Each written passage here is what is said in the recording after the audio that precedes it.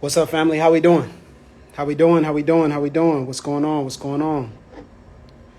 Wait for some people to hop on. If you can hear me, wave at me. If you can hear me, say what's up.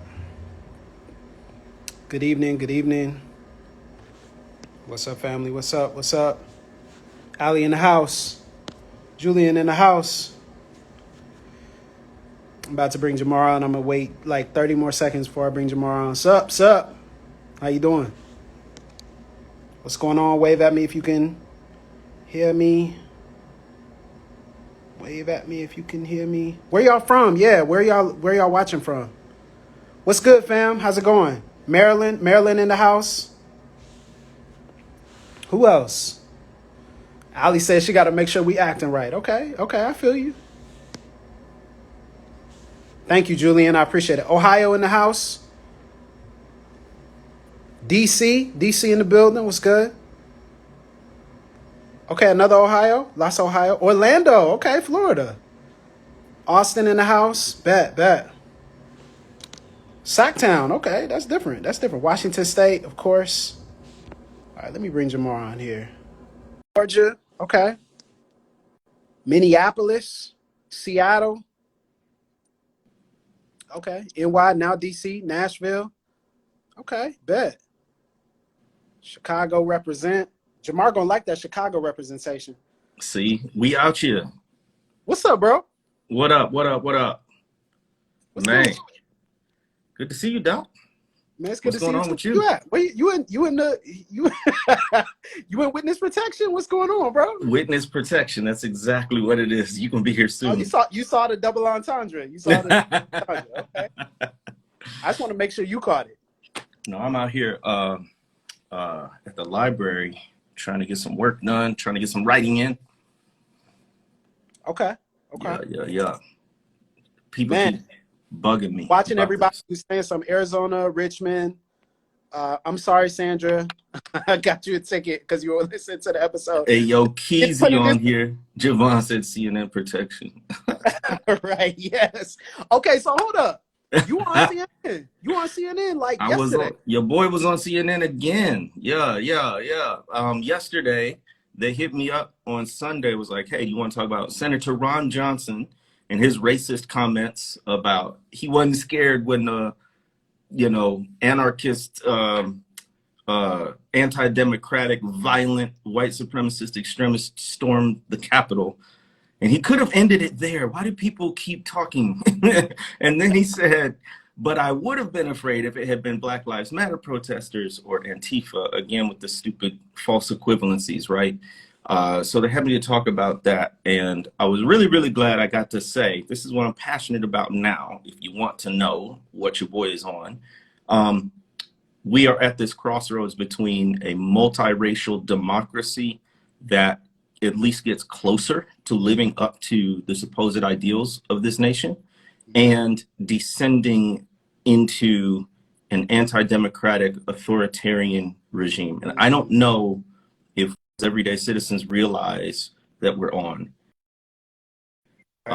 Certainly at the national levels, the midterms and the 2024 election, man, if those go a certain way, we are going to need a protest movement on par, at least, with the civil rights movement in order to see a shift again. And I would rather not have to go through that, rather spend our energy promoting equity and justice than fighting authoritarianism. So yeah, that's what I talked about. And dude, that's incredible, man. I got to do it on national TV. It's so wild because I didn't even know. Normally you'll text me and be like, oh yeah, I'm be on CNN, but it happened so quickly. I didn't even know later on. Yo, they do not play with live national TV. I can't keep up, man. But congratulations, brother. Bro, but this is about you. Monday, we dropped your episode of Leave Loud. Did it feel like this 24 hours after yours? What's that? Yeah. It did? Did we do the IG live last week? No, I'm saying, did it feel like this 24 hours after yours? Oh, well, I don't know how you feel, but it was something. I couldn't focus. It was like I was constantly checking social media and text messages. People came out of the woodwork from years ago to start to contact me, which was interesting.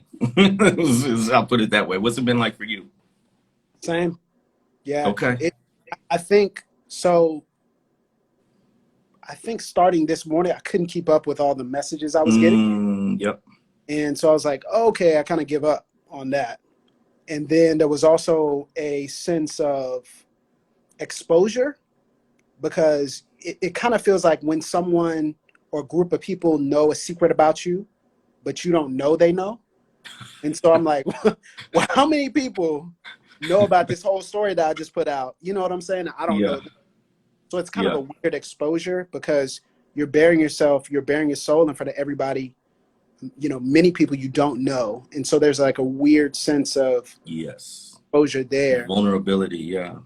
But listen, the reason why I did this is because so Black Christians can be seen. And so when a few Black Christians said, this was exactly my story, or I've been in that situation, or I've interacted with Becca, or whatever it may be, it was worth it in that regard. So, Have you gotten any responses that surprised you?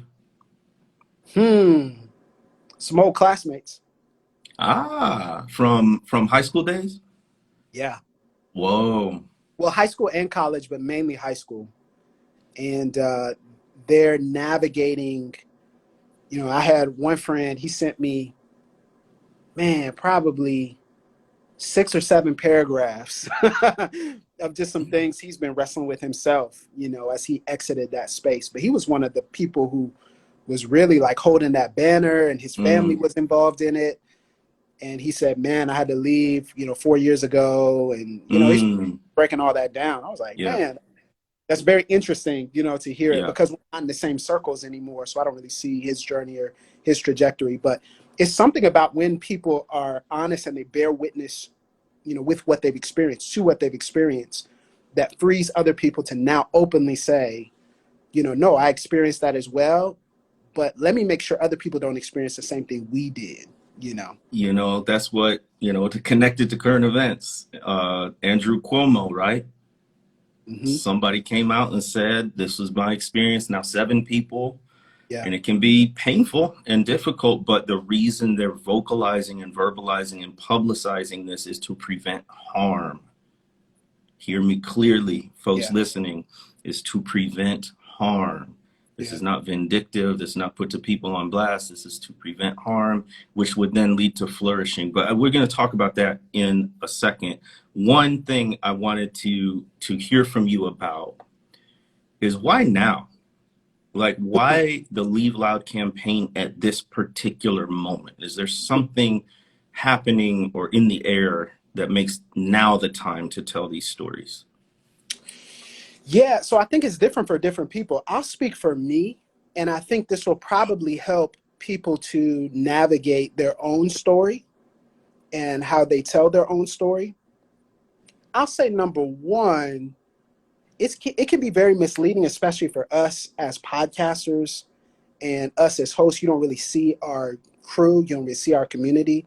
But the first thing I want people to know is we're not telling these stories by ourselves. Mm. And one of the things that I miss the most about our witness retreats in person is spending the first 2 to 3 hours of the retreat just sharing stories. At least, yeah. Bearing witness to where we are. And it happens every year. We're like, oh, we're going to spend 45 minutes. And 3 hours later, we're all crying or laughing or doing both. We pray for one another, hugged one another. So it's important for people to understand that we're not just speaking in isolation, and we're not just speaking without a crew behind us and a crew with us. So we're not telling these stories by ourselves. And I think, the team, whether it's Ali or Zena, yourself, so many people that others don't know that are behind us, that have heard these stories, that have said, I see you, I value you. Your stories are valid. It matters. Like, what you went through was wrong. That gives the impetus for that. But I think also, secondly, man, it's misleading because we don't really share what we just went through. We're sharing things that are years in the past. And there's a value to sharing something that you just went through. So I'm not saying this is prescriptive for everybody. But for me, A scar is more powerful than an open wound. Whoa. Run that back. What?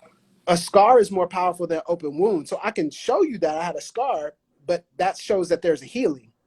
There was pain, but now that there's at least some sense of healing, and there's Mm, distance, so mm, I'm not just talking about things that I'm going through that I'm still bleeding from. I'm talking about things that I've at least been able to properly put in perspective and heal mm. from enough to bear witness to there's life after that. My God. Yeah. So while I'm telling my story, I don't want to bleed on you. I want to show you what's been healed, So that's just for me in my particular situation. And so I didn't share anything post 2017, I don't think.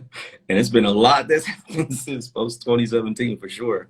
What's the That was still danger? being written. I'm still healing from that. So I can't share with you something that's, I mean, That's that's just exactly not wise for me. And that may be right. better for other people, but that's not wise for me, right? And I have to know myself.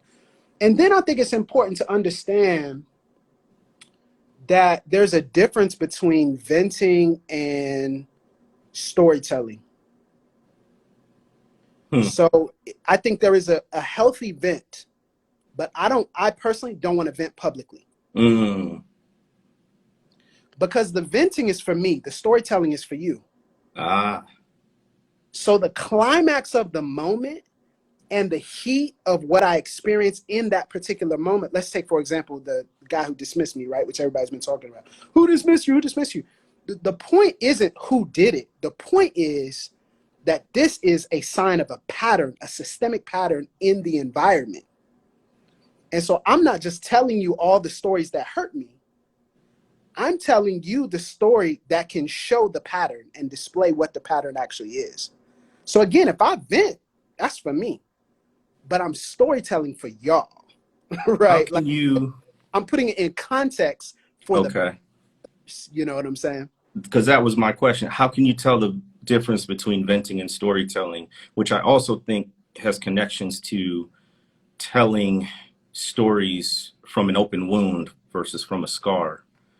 So connect those dots. Yeah. So I think there's a level of closeness that I think we are underestimating when we talk about the pain that we've experienced. And when you're close in proximity to pain, a lot of times you can't properly assess what it means because Mm, you're so close to that pain. mm, There's a fog of pain that you feel. There's a fog. And you need distance and maturity to be able to process that publicly, in light of what happened. Now, mm, privately, there should be safe spaces for you to vent. Venting is good and healthy in its proper place. mm, But publicly in front of thousands, I personally don't want to vent things that aren't healthy for me to vent. So what I always encourage people is, well, we vent privately, but then after we're done venting and we're healing and we have distance and we can process it, how far away is that story for you? mm, Not necessarily has to be years, but how far away is it from an open pain, open mm, wound that still vexes you when you go to sleep at night? You know what I'm mm, saying? mm, And so then mm, I can process that with y'all, because now I have maturity to see, oh, like, so the pattern of, you take, for example, white men and black men in reform circles are indistinguishable. I couldn't see that a year ago or 2 years ago or 3 years ago. mm. I see it now though. Yeah. And you can So name it. You can yeah, so it articulate would it. actually Yeah. do you a disservice. It would do the audience a disservice if I told that story prematurely, because I wouldn't actually be able to deliver the truths that will liberate the people who are listening. So, And as an aside, like, this is why I think it's really, we have to put things in context. So, like, if a phone call or a text message or something leaks publicly, oh yeah, yeah. that could be people venting, which I think we need to do. Like, imagine your group chat becoming public, right? This is a person, we hope, in healthy people, this is a person who is in the process of healing, and the sort of getting it all out in all of its ugliness and, sharp edges is part of that process, as long as Right. you don't stay there. So that's why I'm always, wary when these private things become public, because I don't know where they are in their process. And speaking of process, do you have any wisdom, any insights, any perspective on how to go from venting to storytelling, or from the open wound to the scar, especially when it comes to racial hurts? Man, you need racial trauma counseling. You Mm, need Sheila Wise Rose book, Healing Racial Trauma. there it is. Yeah, shout out. There's resources that help you. You need a good therapist. You need a spiritual director. You need a community that loves you, sees you at your best and your worst. Um, but I think you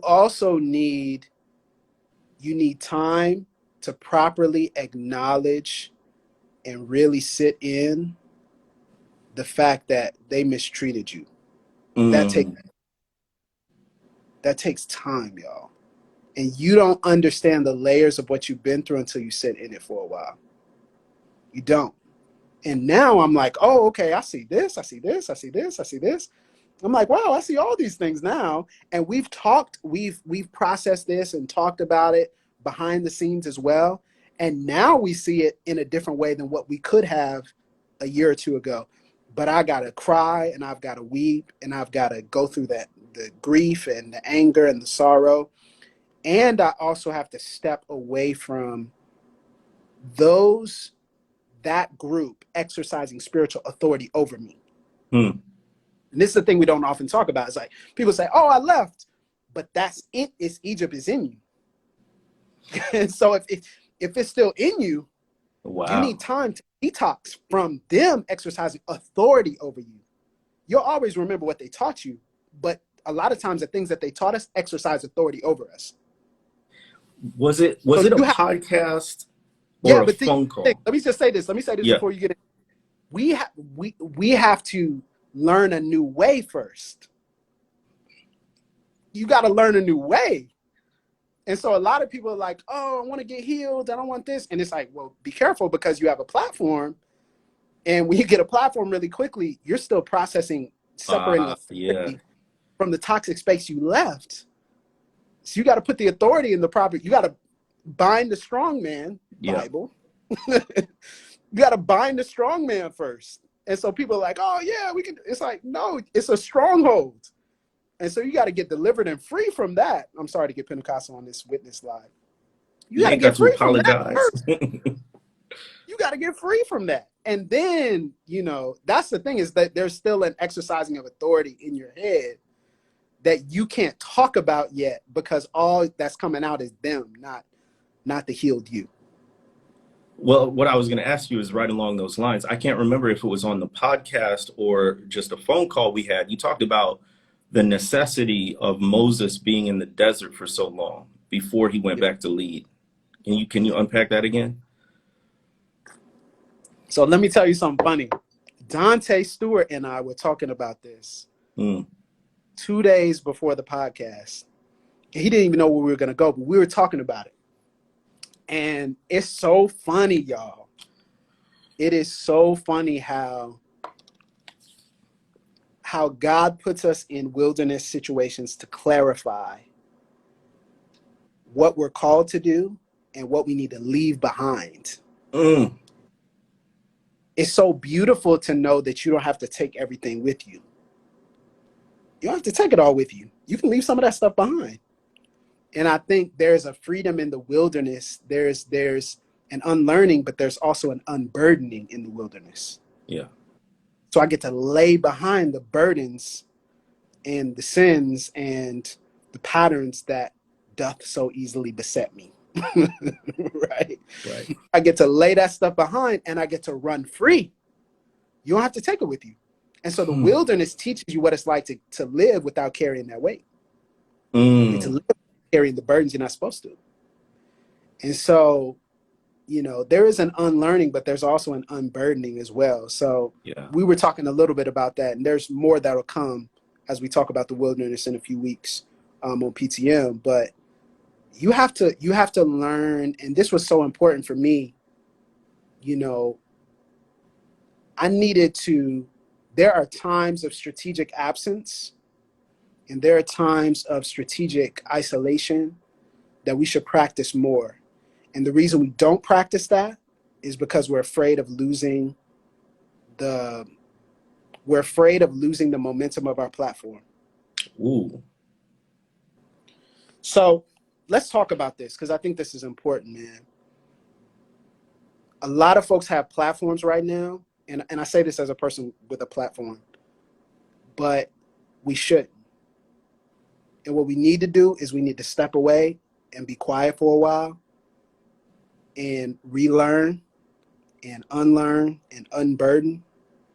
And we need to say no to the roller coaster, and well, I should say we should say no to the avalanche of opportunity. All right. No. And so I think sometimes people are like, well, I need to get away from them. Yeah, true. But you also need to be careful about your future as well, not just remove your past. And how are you going to get healed if you're constantly giving but not relearning? And so there's a time you got to get away and step away and be in the dark and be in the shadows, and that's okay. And a lot of times, because we're so in the spotlight, we don't know what that looks like. So I had to step away. And even that whole time, man, early days of Rand, nobody.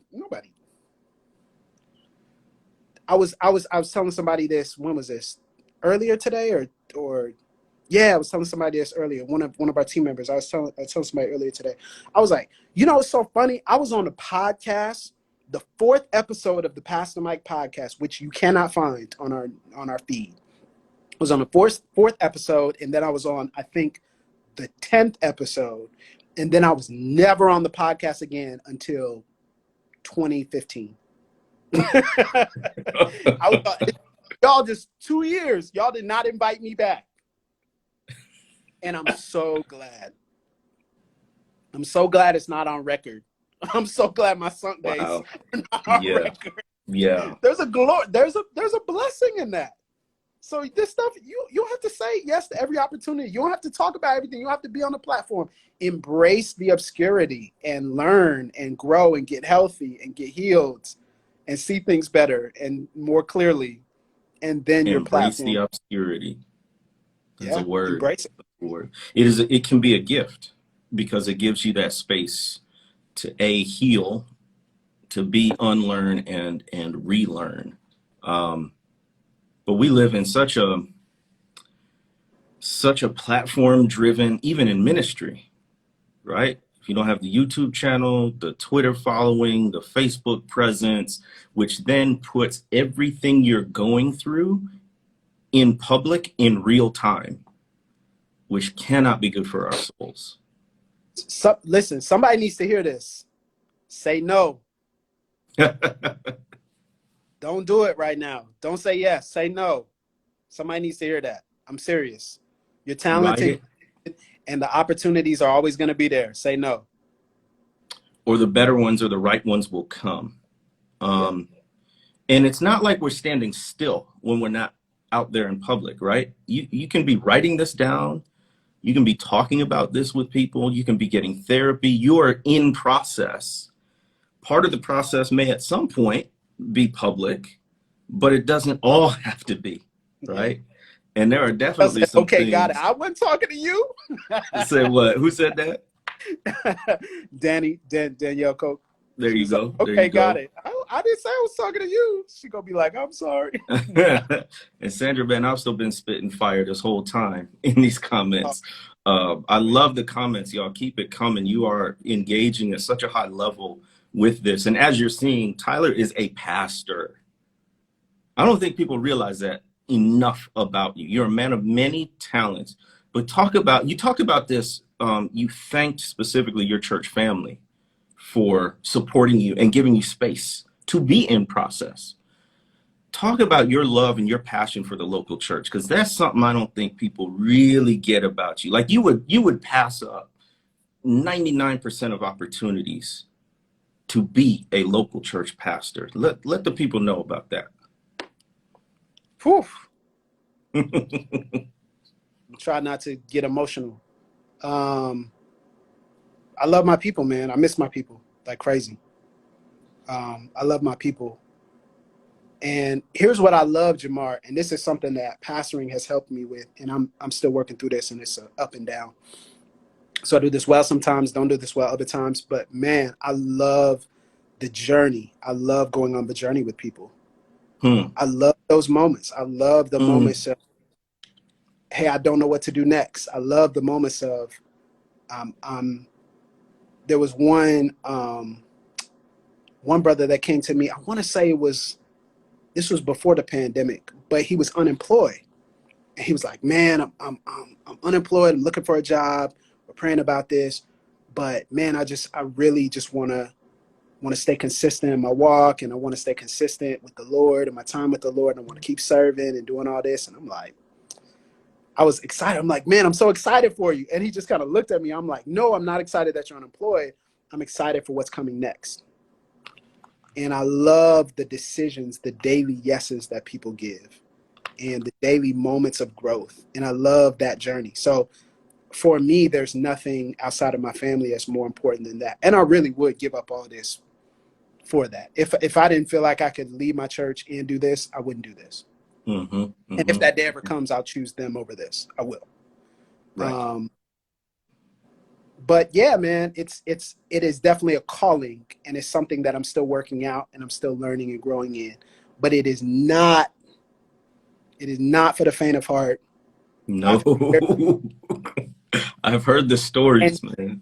and just because you're a pastor, and this is what's so important, just because you're a pastor does not mean you just wield authority. Like, you get checked and you get challenged, you get held accountable, and you Now you're talking. should receive that.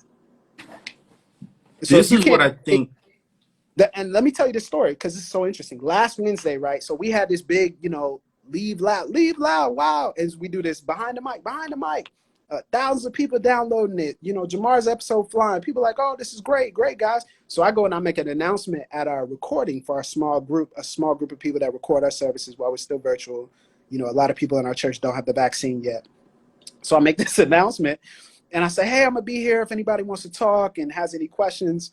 And this lady who's been in our church for 25 years, darn near the beginning, walks up. She says, Pastor, I got some questions. And for about 40 minutes, she was like, now explain this to me. Tell me about this. Was this What's in going on relation here? to the sermon or the podcast or what? Oh, no, this is in relation to church business. This is Just nothing okay. related. It's just church business, not sermons, not anything. But people don't see those moments. And that was beautiful and humbling for me, but it was necessary for me because she saw something I didn't. Mm. And so I think being a pastor has worked more on my humility because, Mm. we preach, but the sermons don't really matter, man. I'm not saying they don't matter. Don't take that. We overrate the preaching moment. I'll just say that. Mm. We Mm. overrate the preaching moment. Yeah. It's cool, but great preachers are a dime a dozen, man. It's a lot of great preachers there. And preaching is a part of pastoring, but not every preacher is a pastor. No, bro. Like, we overrate this. Like, we trying to be great preachers and YouTubers, and Yeah. we Oh need my to sit gosh, down bro. and accept that our sermons are probably too long, and we're Oh probably my goodness. Mine consistently 10 to 15 minutes and longer than they need to be. it's At probably least. indulgent, and we probably care too much about what people say and how much people watch, and we care too much about being a great preacher. We need to be really good pastors, man. We need to be humble in that. And Which is so what I have not informs your figured that preaching. out. I've not figured that out. Yeah. Disclaimer. But I'm learning. But the connection is there because it's your pastoring that shapes your preaching. Absolutely. So the best preachers are the ones who really know their people because they've walked with them in a shepherding kind of way. I just want to say this, that I always say you have wisdom beyond your years, but in a sense, maybe that's not even accurate. You have wisdom in step with your years as somebody who's really a son of the church, by which I mean the church raised you. You had people looking in on your life and character that included your biological family, but went beyond it. And then again, people don't realize you paid your dues in terms of becoming a leader. It's not like, you were smart, you Always could healthy. speak well, you were dynamic. You didn't just get thrown in like, okay, you got the raw material, let's put you in. They took the time to shape you and to mold you. And I do think your perspective comes from the from accountability. Your perspective comes from accountability to people. And that's something maybe we undervalue or don't speak enough about, is like, you have subjected yourself, even when you had to swallow your pride, even when you disagreed with the people, but you have, out of humility, subjected yourself. And I think that's what comes out now.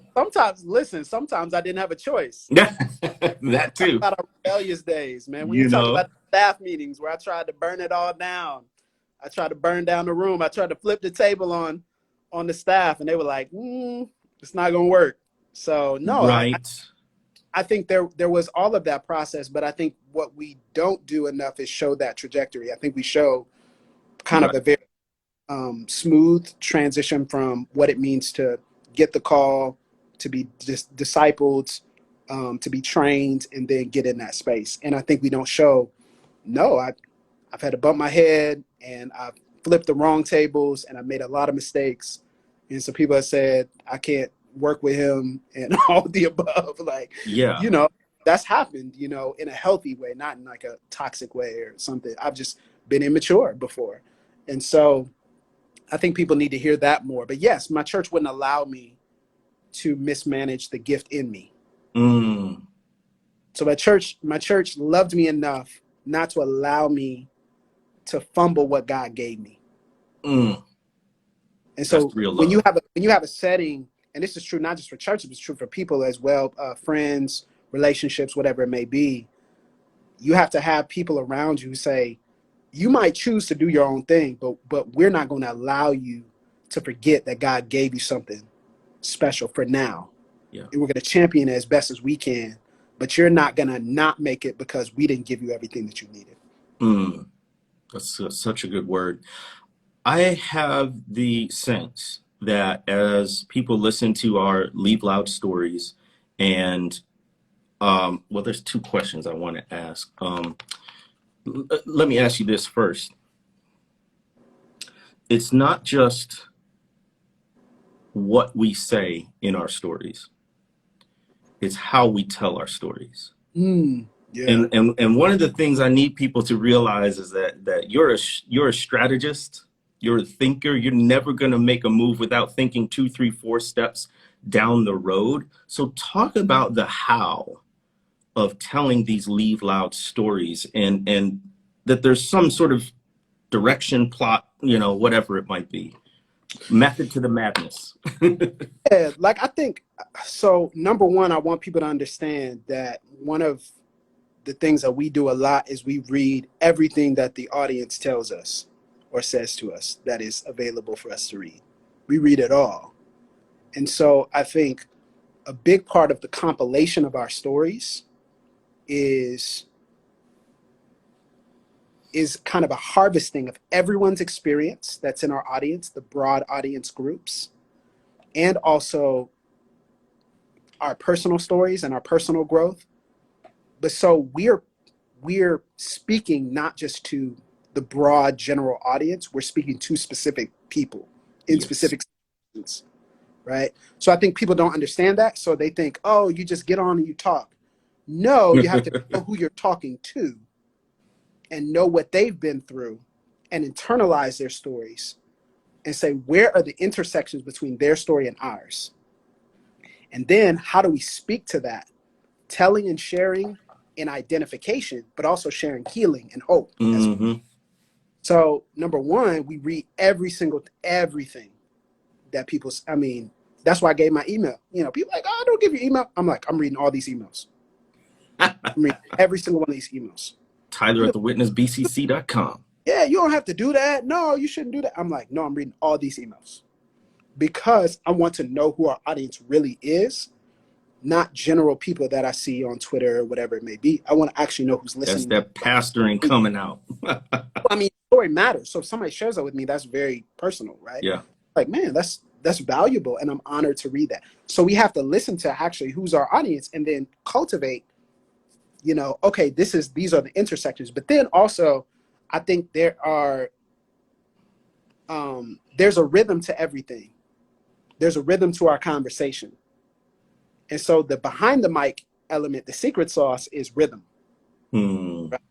And our cultural, what's in our bones, what's in our DNA is rhythm.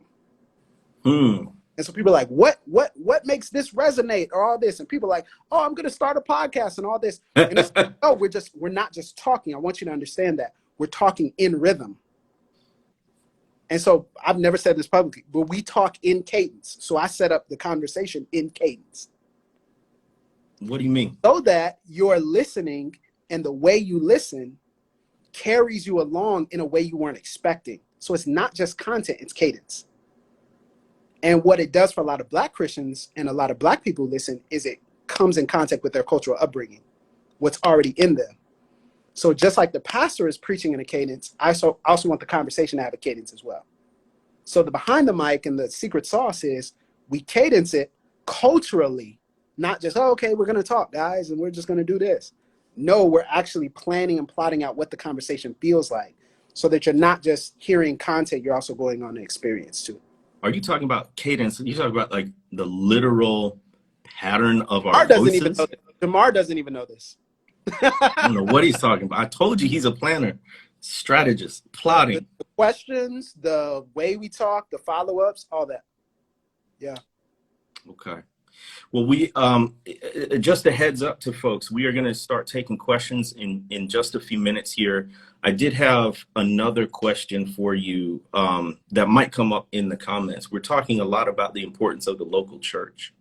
And I think people are feeling very alienated from their local churches in some instances, alienated from their congregants. Their leave loud might be leaving their church. And so what wisdom or input or advice do you have for like where to end up? Yeah, we're going to be talking about this very practically in the next few weeks. But I think, the first thing that I would say to people is you got to find your hush harbor. Mm.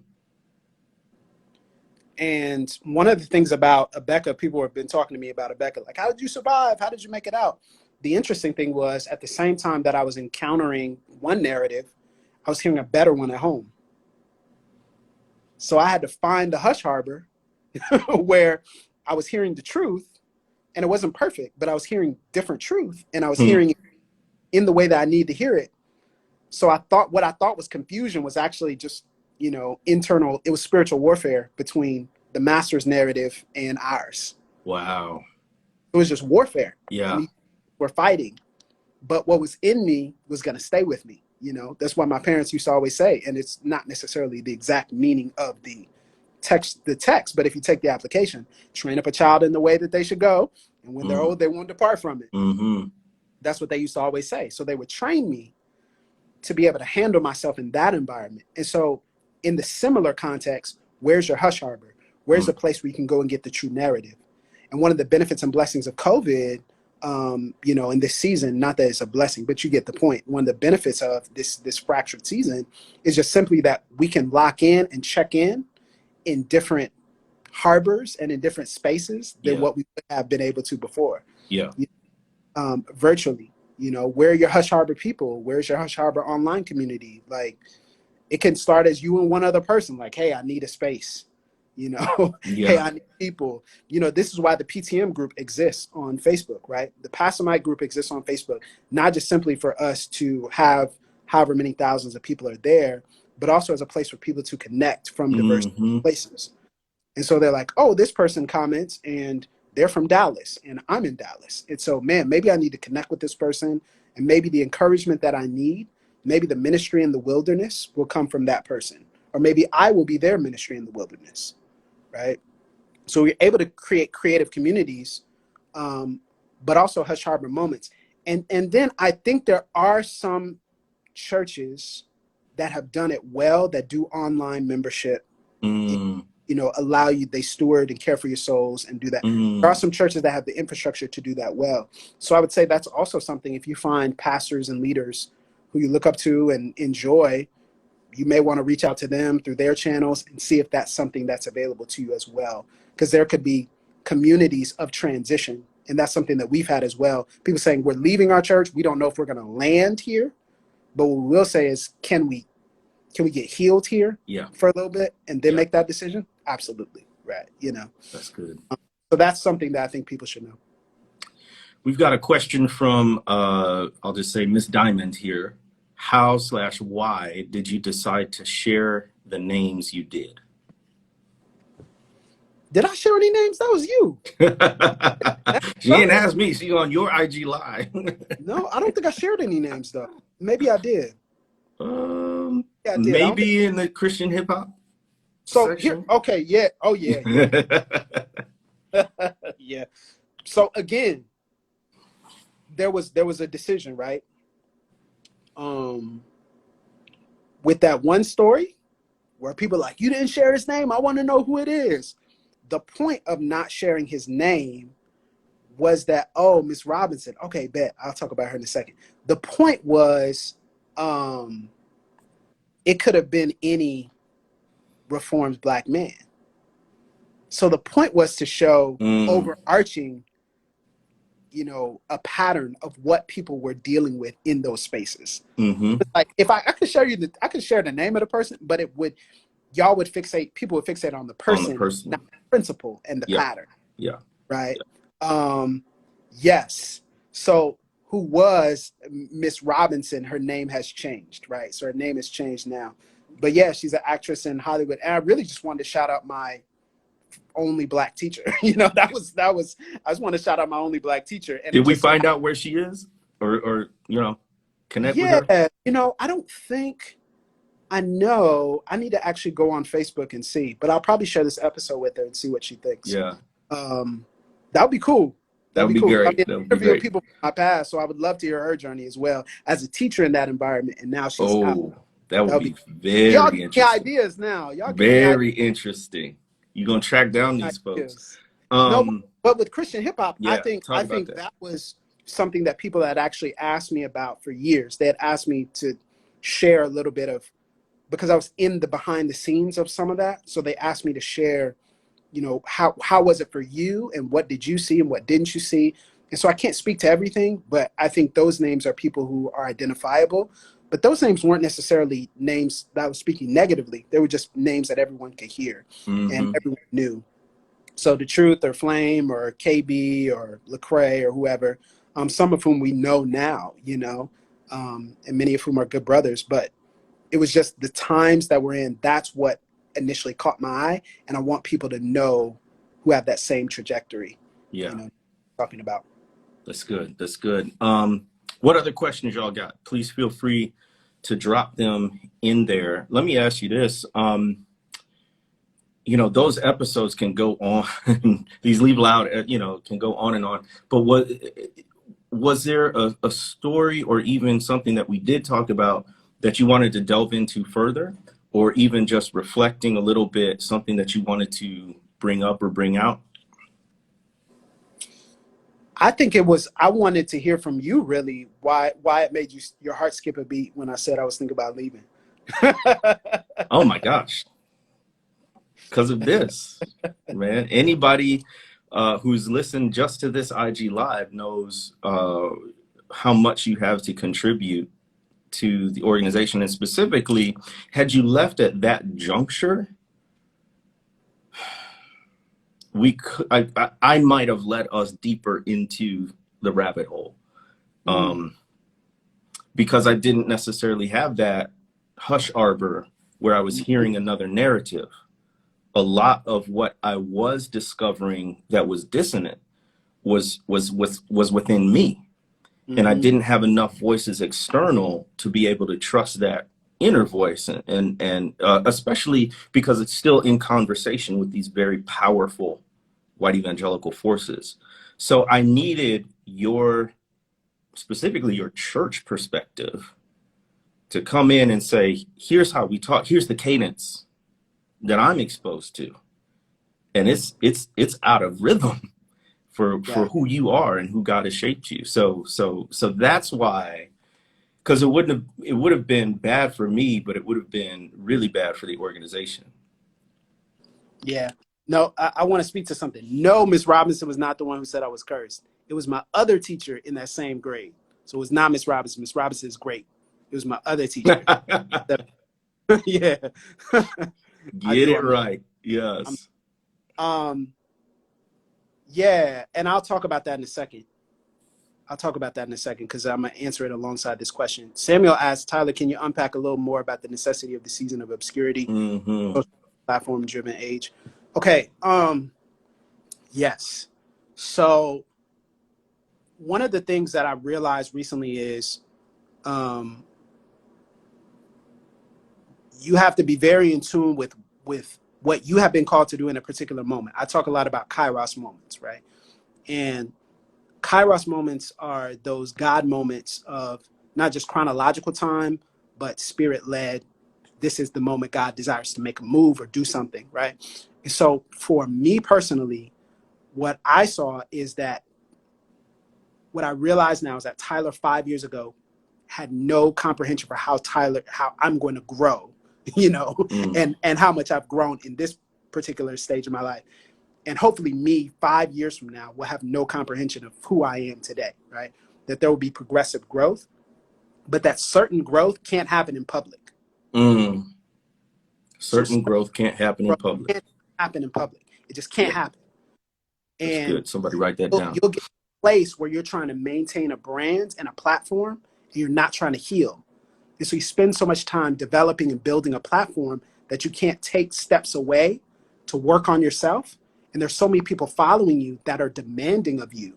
Yes. You want to be in the place where you're being demanded of, and there's nothing for people to pull on. Wow. Woof. Come on. So then you're scraping the bottom you're scraping your soul now. Your soul doesn't have enough weight, and your soul doesn't have enough in it to not only sustain someone else, but to sustain you. So do you have enough for you? Put on the oxygen mask first for yourself, and then you can help others. Right. And it's not like necessarily a linear sequential thing, but I think we miss that, man. I mean, it's okay for us to take a step away and figure it out for ourselves before we try to go and help other people. That's okay. We have to lead out of our abundance, not out of our emptiness. Exactly. Like my best stuff, the color of compromise came out of the abundance of my studies.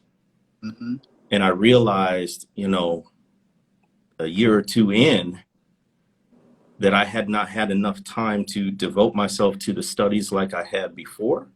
And I was saying the same things over and over again. It's not that it was bad, but I didn't have anything new or rich to contribute because I was leading out of emptiness and not of abundance. That's so good. That's so wise. You're going to have everybody on here taking social media breaks. That's good. That's healthy. I need to take one too. Seriously. You have some other questions on here that you... Go ahead. No, go for it. Go ahead. Yeah, that question. Are all white evangelical spaces bad or unhealthy for Black people or people of color? Oh, no. Well, I can't say that. I can't make that sweeping statement, but what I will say is there will always be something missing in those spaces.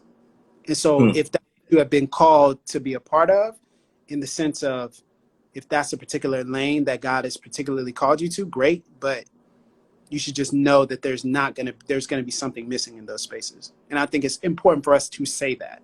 And so I'm not saying that that's not where you should be, but you should just know that there's a trade-off, right? There are differences. You could probably speak to that more than I can, Jemar. It's like, you hang around with all the white evangelicals, you talk. No, that's not what I'm saying, bro.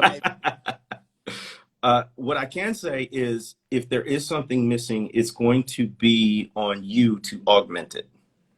Right. So it's not simply accepting something is missing. It's saying, where can I go to get it and find it?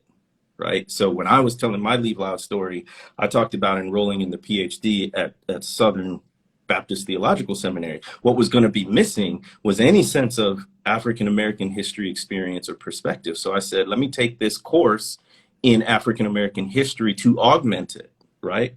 And it's the same with the church environment. It's the same with, whatever predominantly white space you're in.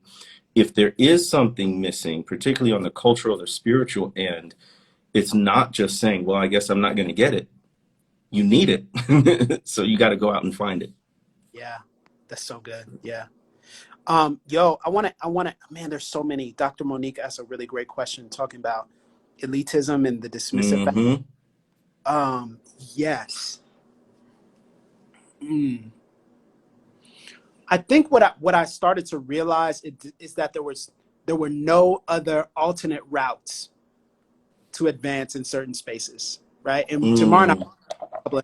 I, how hard you had to work in certain spaces to get credentials, and how I was like that was the only way you could do it. And so when I started to realize that there was no category for alternate routes, and that scared me because I've always felt like there was diversity in the gifts, and so if there were gifts and the expression of the gift, Not in some spaces. multiple ways for us to, as far as ministry, get to the same space, but also that our diversity and our diversity of gifts and skills would actually enhance one another, not separate. And I felt like I saw with Jemar that there was a muting and a silencing. Jemar was not silent, he was silenced, right? That's what Thanks, Oprah. So yeah, so it was the silencing, but then it was also the fact that there was not room for diverse routes to get to the same space, and I think that's a huge problem for me. Yeah, and that was especially true with the PCA because it is highly credentialed in the sense that you have to have a seminary education to be ordained as a teaching elder, which is bonkers, especially if you're talking about having more pastors and preachers from racial and ethnic groups who aren't white, right? Like that's prohibitive. And then it went even further because they did have sort of alternative tracks, but it was always considered JV. Yes. You know what I mean? So yeah, they will have like these alternate routes. Churches in black spaces. Okay. Yeah. The way that their church planned them churches in black spaces, that was JV. Anyway. That was JV. And even credentials wise, if you took the alternate route and if you didn't actually have the MDiv, the degree, but you went through, you got the same education, you got ordained, you would always be considered second tier. So yeah, that's elitism. Yo, two more questions I really want to get to. And I know there's like so many coming in, but one is my sister Destiny saying, not my sister, I have a sister named Destiny, but Destiny on this chat saying, do you resonate with the story of Joseph feeling rejected by his brothers and having to go away when he encountered them again? Yes. This get into, but the family stuff is fresh. I didn't get into that. That's tough. That's tough. That's an open wound I'm still working through. And I love my family. We're working through that. So yes. Good question. That's not one I'm gonna get into depth with, but I just want to tell y'all, people are like, man, all this. I'm like, no, the family stuff is real on all sides of this. When you start speaking out about justice, critiquing where you came from, which is implicitly critiquing the decisions that your parents may have made. Yeah. It gets real. It gets real. So I'm still working through that. That's an open wound. Hopefully in 5 years, that's a scar. But yeah, I'm still working through that. And then I want to get to Pastor Trey's because he said, Tyler, did it ever rub you the wrong way that there was only one brotherhood on LU's campus, despite the existence of 5, well, I think you mean 9, historically Greek, black Greek letter orgs, or was that expected there? Yes. Okay. Yeah, he said 9. Yeah. Yes. So here's the interesting thing. Here's the interesting thing is that, number one, it was not supposed to be a fraternity because there was a problem with Greek organizations, right, on Liberty's campus. But we had Greek letters and we stepped and we were present at the football games and everybody knew about us. So instead of calling it a fraternity, they called it a brotherhood, right? One of the guys, Rashad Jennings, who I talked about in the podcast, his brother founded that, right? So his brother founded it. And there was another group that was also doing kind of performances, and they were semi-Greek letter. They kind of had some of those, those influences. But it was a sign that Liberty was very hesitant to fully embrace Black culture. Mm-hmm. So Liberty was very hesitant to fully embrace, Blackness. And if it was, it had to be negotiated down to something that was more palatable, right, and not scary. So for them, that was, fraternity, it meant something different, right? While for us, when we're in fraternities, very, very rarely do I hear, people in my church who are not a part of fraternities or sororities, right? Because it's a badge of honor. It's pride that's attached to it, right? But for them, it was associated with partying and recklessness. But there were other white groups that weren't necessarily Greek organizations, but that had their own, private rules and members only and all that. So that's interesting, So there were other white organizations that can get away with it, but we couldn't because we were called a fraternity. That's interesting. Man. I think we have time for maybe one more question. If you go ahead, you pick it. I know there's so many questions. Oh my goodness. There are some great questions. So it's really possible for white dominant churches to provide. Oh yeah, this is an interesting one. Yeah, I was thinking about that. I didn't know if you would want to answer that one about white folks. Well, yeah. I mean, I think it relates to. So the question is it really possible for white dominant churches to provide safe and non-injuring spaces for people of color? Is it possible? Yeah. I think it's possible. I also think there's more involved than what we're giving credit for. So it is not simply enough to say that you are safe and claim that you are safe, or to necessarily just be doing anti-racism work. What policies exist to protect you in the event that you will be racially traumatized? I've talked about this before. What is the policy? Pastor, what is the policy that protects against racial trauma in this space? Pastor, if and when a racially traumatic incident happens to my family or to me, will I have to confront the offender by myself? Pastor, is there budget for continuing cultural intelligence for our staff and our leaders? Wow. Pastor, is there a budget for a retreat or a getaway if I encounter a traumatic racial experience in your church? Pastor, how much of our budget is devoted to the issues that we talk about on Sunday morning? Pastor, what is the history of this particular neighborhood that we're in? Did we displace Black people? Pastor, okay, you get the point. All right. So it's not like, oh, diversity. And I'm like, well, okay, that's one small part of something much more. What's on paper? What are the policies? What are the plans? And what will happen when I'm traumatized? That's how you prove that you're a safe space. And then actually doing it when it happens. But so people are like, oh man, we love all people. That's a misnomer. What does that mean? That's a pious irrelevancy. It's a sanctimonious triviality. No, what do you do when it happens? What are the incidents of what have the experiences of Black members been at this church? Do you have that documented, Pastor?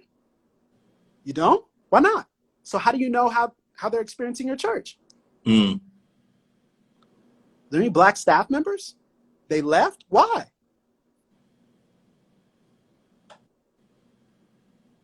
Those are the questions. A safe space.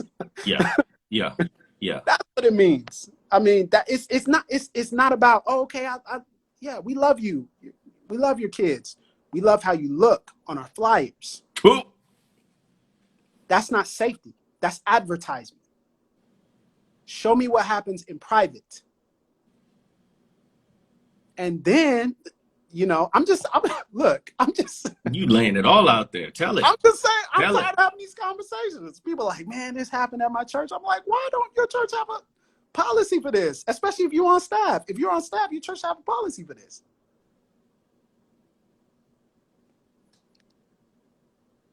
I'm done, Jemar. I'm chilling. I'm done. I'm gonna leave the rest to Allie. I'm throwing the alley-oop to Allie for next week. Thank you for mentioning that. It was a great mic drop moment to end on, but there's more to come. So our next Leave Loud story is our very own Allie Henney, Vice President at the Witness BCC.